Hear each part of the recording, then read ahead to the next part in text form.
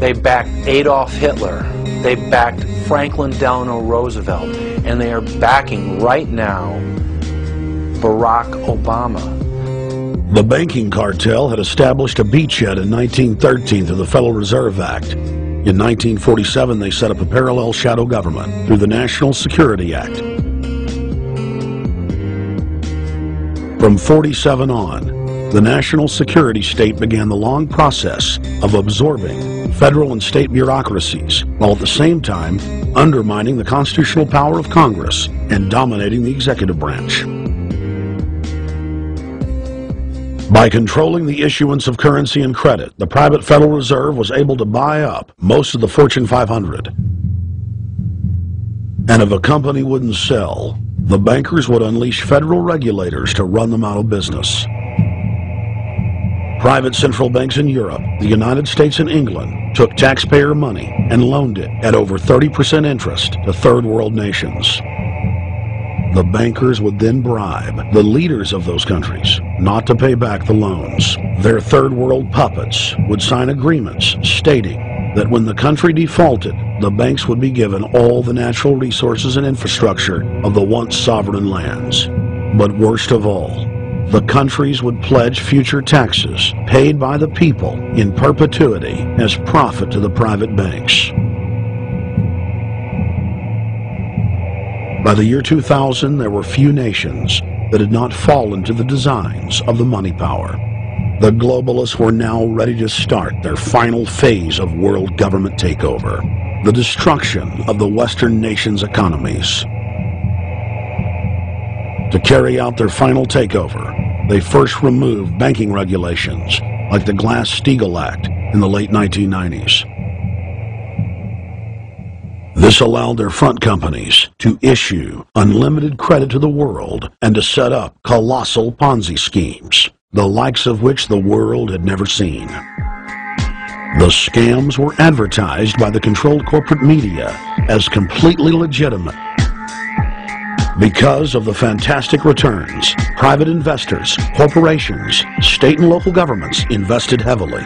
They had taken the bait, hook, line, and sinker. To destroy confidence, in late 2007, the bankers themselves began to badmouth the scams they had created. Next, the central bankers cut off the tsunami of fiat money that they had been using to pump up the bubble. When Congress and the public refused to write the finance oligarchs a blank check, the bankers began to engage in financial terrorism. They said that the world would go into another Great Depression unless their demands were met, further destroying confidence. The stock market instantly had its biggest one-day loss in history, but even that wasn't enough to force Congress to capitulate to the offshore banks. Senator Inhofe of Oklahoma and Congressman Brad Sherman of California, amongst others, told the world that the entire Congress had been threatened with martial law by the White House and the Treasury Department if they didn't pass the so-called banker bailout bill. The only way they can pass this bill is by creating and sustaining a panic atmosphere.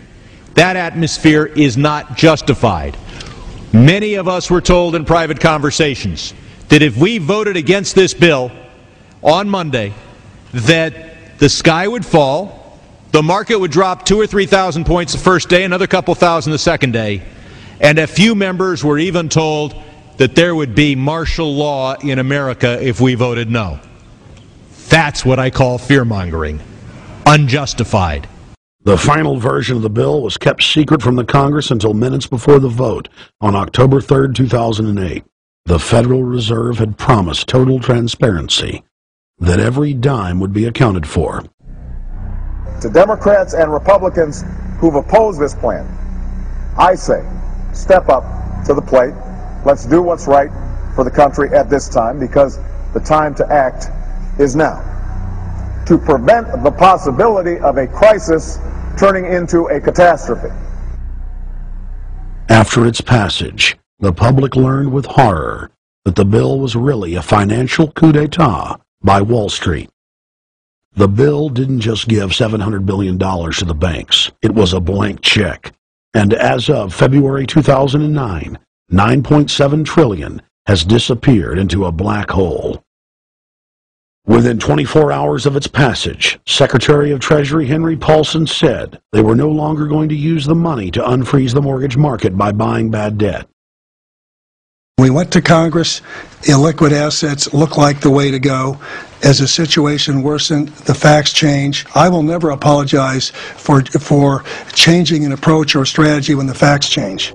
Paulson has, in the meantime, admitted that the subprime mortgage crisis is not the cause, really, of the breakdown of the entire world banking system and the bankruptcy of most of the banks in London and in Wall Street. He said, oh, we're going to buy up toxic assets, but we're not going to worry about subprime mortgages. What he's talking about is derivatives. Derivatives are the center of the crisis. He went on to say that where the money was going was a secret. I believe that banking institutions are more dangerous to our liberties than standing armies. If the American people ever allow private banks to control the issuance of their currency, first by inflation, then by deflation, the banks and corporations that will grow up around the banks will deprive the people of all property until their children wake up homeless on the continent their fathers conquered. The issuing power should be taken from the banks and restored to the people to whom it properly belongs. Thomas Jefferson, 3rd President of the United States.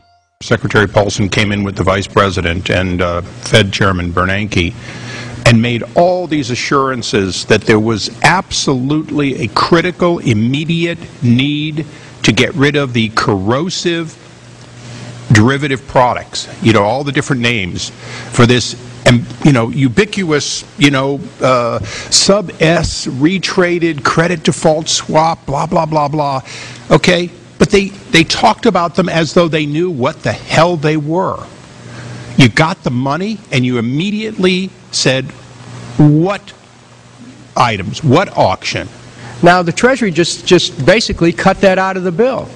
And what we have here is a situation where banks are hoarding the money that they're getting from the TARP. They're using the money to purchase other banks. And all of a sudden, the Treasury sent a signal to the banks, forget about it. We're going to give you the money that you want, and you do what you want with it. Unless you direct it specifically, it's not going to happen. I don't think anyone questions, Mr. Kashkari, that you're working hard. Our question is who you're working for.